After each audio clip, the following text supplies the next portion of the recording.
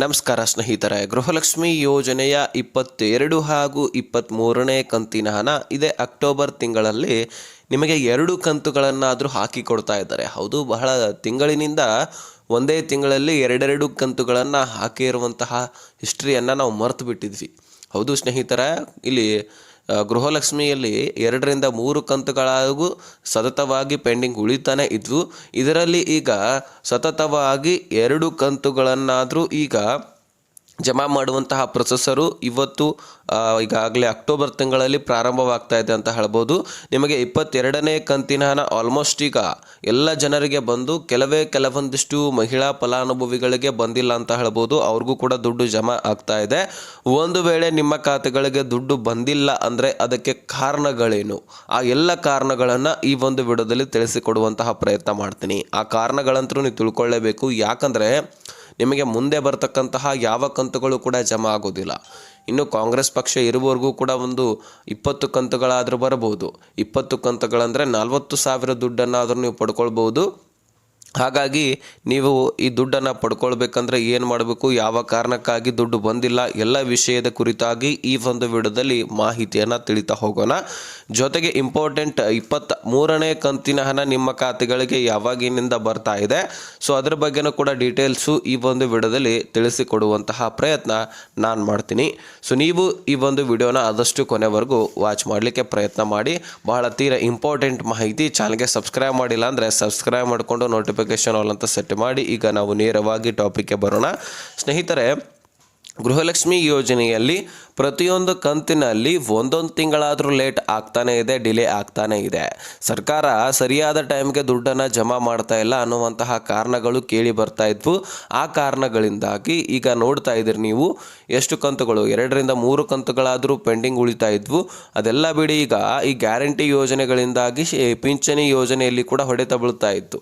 So ಅಲ್ಲಿ ಕೂಡ ಸರಿಯಾಗಿ ದುಡ್ಡು ಹೋಗ್ತಾ ಇಲ್ಲ. ಹೀಗೆ ದುಡ್ಡನ್ನು ಕೊಡುವಂತಹ ಯೋಜನೆಗಳಲ್ಲಿ ದುಡ್ಡನ್ನು ಸರಿಯಾಗಿ ಹಾಕ್ತಾ ಇರಲಿಲ್ಲ. ಯಾಕಂದರೆ ಸರ್ಕಾರ ದುಡ್ಡನ್ನು ಹೊಂದಾಣಿಕೆ ಮಾಡೋದರಲ್ಲಿ ಬ್ಯುಸಿಯಾಗಿ ಬಿಡ್ತಾ ಇತ್ತು. ಈ ಕಡೆ ಯಾವ ಯೋಜನೆಗಳಲ್ಲಿ ಎಷ್ಟು ದುಡ್ಡನ್ನು ಕಳಿಸ್ಬೇಕಾಗಿದೆ ಅದೆಲ್ಲವೂ ಕೂಡ ಮರಿತಾ ಇತ್ತು ಅಂತ ಅಂದ್ಕೊಳ್ಬಹುದು. ಸದ್ಯಕ್ಕೆ ಮಾತ್ರ ನಿಮಗೆ 22ನೇ ಕಂತಿನ ಹಣ ಹಾಕ್ತಾಯಿದ್ರು. ಆ ಸಂದರ್ಭದಲ್ಲಿ ಕೂಡ ತಾಂತ್ರಿಕ ದೋಷ ಆಗಿತ್ತು. ಅದನ್ನು ಸರಿಪಡಿಸ್ಕೊಂಡು ಮತ್ತೆ ನಿಮ್ಮ ಖಾತೆಗಳಿಗೆ ದುಡ್ಡನ್ನು ಜಮಾ ಮಾಡ್ತಕ್ಕಂತಹ ಪ್ರೊಸೆಸರನ್ನು ಪ್ರಾರಂಭ ಮಾಡಿ ಕೊನೆಯ ಪಕ್ಷ ಈಗ ಎಲ್ಲ ಕಂತುಗಳನ್ನು ಹಾಕಿ ಈಗ ಕೆಲವೇ ಕಂತುಗಳು ಮಾತ್ರ ಬಾಕಿ, ಅಂದರೆ ಕೆಲವೇ ಫಲಾನುಭವಿಗಳಿಗೆ ಮಾತ್ರ ದುಡ್ಡು ಬರೋದು ಬಾಕಿ ಇದೆ ಅಂತ ಹೇಳ್ಬೋದು. ಹಾಗಾಗಿ ನೀವು ವರಿ ಮಾಡ್ಕೊಳ್ಳುವಂತಹ ಅವಶ್ಯಕತೆ ಇಲ್ಲ. ಸೊ ನಿಮ್ಮ ಖಾತೆಗಳಿಗೆ ಈ ದುಡ್ಡು ಜಮಾ ಆಗ್ತಾ ಇದೆ. ಎಷ್ಟು ಅಂದರೆ ಈಗಾಗಲೇ 1,15,00,000ಕ್ಕಿಂತ ಹೆಚ್ಚಿನ ಫಲಾನುಭವಿಗಳಿಗೆ ದುಡ್ಡು ಜಮಾ ಆಗಿದೆ. ಆಲ್ರೆಡಿ ಈಗ 1,22,00,000 ಫಲಾನುಭವಿಗಳು ಗೃಹಲಕ್ಷ್ಮಿ ಯೋಜನೆಯಲ್ಲಿ ಇದ್ದೀರಿ. ಹಾಗಾಗಿ ಇನ್ನೇ ಒಂದು 5ರಿಂದ 7 ಲಕ್ಷ ಫಲಾನುಭವಿಗಳಿಗೆ ಮಾತ್ರ ಬರೋದಿದೆ. ಅದು 1ರಿಂದ 2 ದಿನಗಳಲ್ಲಿ ಕ್ಲಿಯರ್ ಆಗತ್ತೆ. ಅದಕ್ಕೇನು ಬಹಳ ದಿನ ಟೈಮ್ ತೆಗೆದುಕೊಳ್ಳೋದಿಲ್ಲ. ತಾಂತ್ರಿಕ ದೋಷ ಆಗಬಾರ್ದಷ್ಟೇ. ಅದರ ಸಲುವಾಗಿಯೇ ನಿಮಗೆ ಹಂತವಾಗಿ ಸ್ಲೋ ಆಗಿ ದುಡ್ಡು ಜಮಾ ಮಾಡಿರ್ತಕ್ಕಂಥದ್ದು, ನೀವು ಕೂಡ ಸಹಕರಿಸಬೇಕಾಗತ್ತೆ. ಸೊ ಹಾಗಾದರೆ ಸ್ನೇಹಿತರೆ, ಈ 22ನೇ ಕಂತಿನ ಹಣ ಬಗ್ಗೆ ನಿಮಗೆ ಕ್ಲಿಯರಿಟಿ ಸಿಕ್ಕಿದೆ. ಒಂದು ವೇಳೆ ಈ 22ನೇ ಕಂತಿನ ಹಣ ಆವಾಗಲೂ ಕೂಡ ಬರಲಿಲ್ಲ ಅಂದರೆ ಯಾವ ಕಾರಣಕ್ಕಾಗಿ ಬಂದಿಲ್ಲ ಮತ್ತು ಅದನ್ನು ನಾವು ಪಡ್ಕೊಳ್ಬೇಕಂದ್ರೆ ಏನು ಮಾಡಬೇಕು ಅದನ್ನು ನಾವು ತಿಳ್ಕೊಳ್ಳೋದಾದರೆ, ಸ್ನೇಹಿತರೆ, ನೀವು ಎಲಿಜಿಬಿಲಿಟಿ ಹೊಂದಿದ್ದೀರಿ, ಎಲಿಜಿಬಿಲಿಟಿ ಇದ್ದಿದ್ರೂ ಸಹಿತ ನಿಮಗೆ ದುಡ್ಡು ಜಮಾ ಆಗ್ತಾ ಇಲ್ಲ ಅಂದರೆ ಅದಕ್ಕೆ ಕಾರಣಗಳೇನು ಅಂತ ನಾನು ಹೇಳ್ತೀನಿ. ಬಹುತೇಕ ಅನೇಕ ಫಲಾನುಭವಿಗಳು ಏನು ಮಾಡ್ತಾ ಇದ್ರಿ, ವಲಸೆ ಹೋಗಿ ದುಡಿಮೆಯನ್ನು ಮಾಡ್ತಾ ಇದ್ರಿ. ಹೌದು, ನೀವು ಇರ್ತಕ್ಕಂತಹ ಸ್ಥಳದಿಂದ ಬೇರೆ ಸ್ಥಳಗಳಿಗೆ ಹೋಗಿ ದುಡಿಮೆಯನ್ನು ಮಾಡ್ತಾ ಇರ್ತೀರಿ.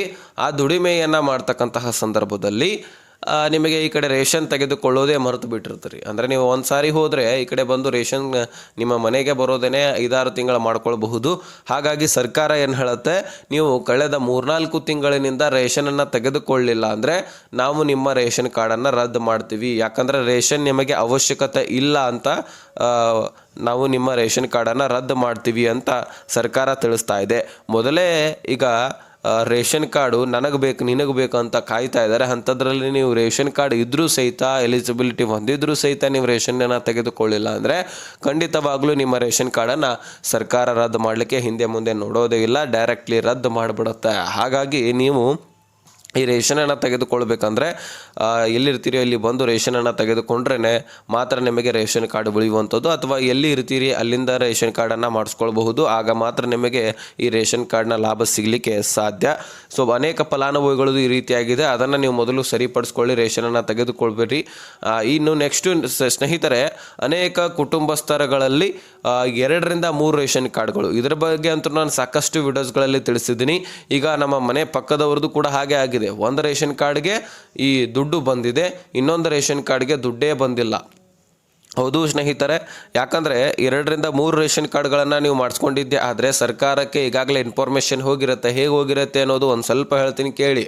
ಈಗಾಗಲೇ UHID ನಂಬರ್ ಜನ್ರೇಟ್ ಮಾಡಿ ನಿಮ್ಮ ಮನೆಗೆ ಏನು ಸ್ಟಿಕ್ಕರ್ ಅಂಟಿಸಿದ್ರಲ್ವಾ, ಜಾತಿ ಗಣತಿ ಮುಖಾಂತರ ನಿಮ್ಮ ಮನೆಯಲ್ಲಿರ್ತಕ್ಕಂತಹ ಡೀಟೇಲ್ಸನ್ನು ಕಲೆಕ್ಟ್ ಮಾಡ್ಕೊಂಡಿದ್ರಲ್ವಾ, ನಿಮ್ಮ ಮನೆಯಲ್ಲಿ ಎಷ್ಟು ಜನಸಂಖ್ಯೆ ಇದೆ, ನಿಮ್ಮ ಮನೆಯಲ್ಲಿ ನಿಮ್ಮದು ಜಾತಿ ಯಾವುದು, ನಿಮ್ಮ ಮನೆಯಲ್ಲಿ ಎಷ್ಟು ಕಾರ್ಗಳಿದ್ದಾವೆ, ಎಷ್ಟು ಬೈಕ್ಗಳಿದ್ದಾವೆ, ಎಷ್ಟು ಬೆಳವಣಿಗೆ ಆಗಿದೆ, ಎಷ್ಟು ಸರ್ಕಾರಿ ನೌಕರಸ್ಥರಿದ್ದಾರೆ, ಎಷ್ಟು ಬಿಸ್ನೆಸ್ ಮ್ಯಾನ್ಗಳಿದ್ದಾರೆ, ವ್ಯಾಪಾರಸ್ಥರಿದ್ದಾರೆ, ಅಥವಾ ಇನ್ನೊಬ್ಬರ ಕೈಯಲ್ಲಿ ಕೆಲಸ ಮಾಡೋರು ಎಷ್ಟಿದ್ದಾರೆ, ಅಂದರೆ ಕೃಷಿ ಕಾರ್ಮಿಕರು, ಕೂಲಿ ಕಾರ್ಮಿಕರು, ಈ ರೀತಿ ಅವರೇ ಅಷ್ಟು ಜನ ಇದ್ದಾರೆ, ನಿಮ್ಮ ಮನೆ ಎಷ್ಟು ದೊಡ್ಡದಿದೆ, ಅದನ್ನು ಬಾಡಿಗೆಗೆ ಏನಾದರೂ ಕೊಟ್ಟಿದ್ದೀರಾ, ಇದೆಲ್ಲ ಮಾಹಿತಿಯನ್ನು ಕಲೆಕ್ಟ್ ಮಾಡ್ಕೊಳ್ತಾರೆ. ನಿಮ್ಮ ಹೊಲ ಗದ್ದೆಗಳ ಬಗ್ಗೆನೂ ಕೂಡ ಡೀಟೇಲ್ಸ್ ತೆಗೆದುಕೊಳ್ತಾರೆ.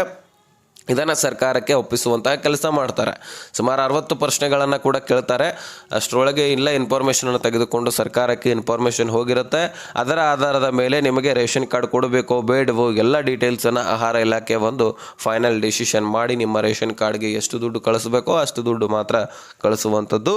ಇದು ನಿಮ್ಮ ಗಮನದಲ್ಲಿರಲಿ. ಹೌದು ಸ್ನೇಹಿತರೆ, ಭಾಳ ಒಂದು ರೇಷನ್ ಕಾರ್ಡ್ಗಳು ಬೇರೆ ಬೇರೆ ಆಗಿದ್ದಾವೆ. ಹಾಗಾಗಿ ಆ ರೇಷನ್ ಕಾರ್ಡ್ಗಳನ್ನು ಒಂದೇ ರೇಷನ್ ಕಾರ್ಡ್ಗೆ ನೀವು ಸೇರ್ಪಡೆ ಮಾಡಿಸ್ಕೊಳ್ಬೇಕಂತ ಹೇಳ್ಬಿಟ್ಟು ಸರ್ಕಾರ ಈ ಒಂದು ರೂಲ್ಸನ್ನು ಇಟ್ಟು ನಿಮ್ಮ ರೇಷನ್ ಕಾರ್ಡ್ಗೆ ದುಡ್ಡು ಕಳಿಸ್ತಾ ಇಲ್ಲ, ಒಂದು ರೇಷನ್ ಕಾರ್ಡ್ಗೆ ಮಾತ್ರ ದುಡ್ಡನ್ನು ಕಳಿಸುವಂಥದ್ದು. ಇನ್ನು ಅನೇಕ ಕುಟುಂಬಸ್ಥರು ಈಗ ರೇಷನ್ ಕಾರ್ಡ್ಗೆ ಅರ್ಹತೆಯನ್ನು ಹೊಂದಿರ್ತಾರೆ. ಆದರೆ ಹೊಸ ಬೆಳವಣಿಗೆ ಆಗಿರುವಂತಹ ಕಾರಣಕ್ಕಾಗಿ ಹೊಸ ಹೊಲ ಗದ್ದೆಗಳನ್ನು ಅಥವಾ ಮನೆಯನ್ನು ಕಟ್ಟಿಸುವಂಥದ್ದು ಅಥವಾ ಹೊಸ ಕಾರ್ಗಳನ್ನು ಖರೀದಿ ಮಾಡುವಂಥದ್ದು, ಈ ರೀತಿ ನೀವೇನಾದರೂ ಮಾಡಿದ್ದೆ ಆದರೆ ಎಲಿಜಿಬಿಲಿಟಿಯಿಂದ ಹೊರಗಡೆ ಹೋಗ್ತೀರಿ. ಅಥವಾ ನಿಮ್ಮ ಹತ್ರ BPL ಕಾರ್ಡ್ ಇದ್ದರೆ APLಗೆ ಬರ್ತೀರಿ, APL ಇದ್ದರೆ ನಿಮ್ಮನ್ನು ರದ್ದು ಮಾಡಲಾಗುವುದು.